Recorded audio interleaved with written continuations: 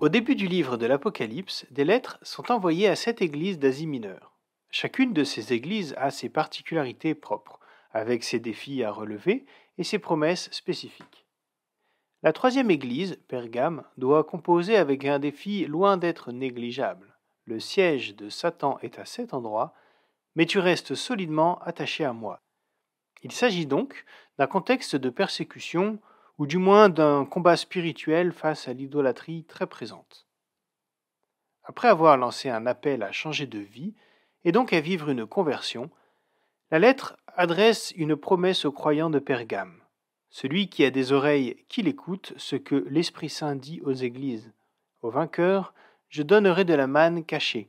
Je donnerai à chacun un caillou blanc, et sur ce caillou, un nom nouveau sera écrit. Personne ne connaît ce nom, sauf celui qui le reçoit.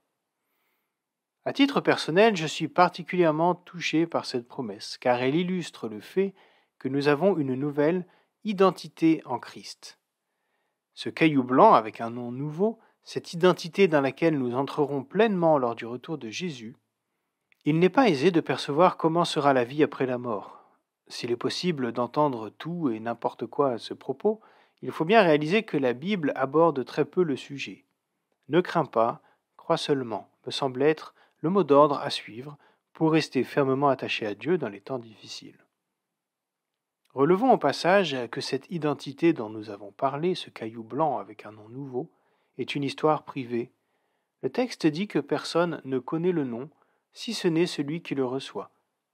De même, la phrase chère à Jésus que celui qui a des oreilles écoute indique, elle aussi, que le salut est personnel. Il revient donc à chacun d'écouter ce que Dieu dit. Ne serait-ce pas alors un bon moment de prendre le temps de faire silence et d'écouter Dieu ?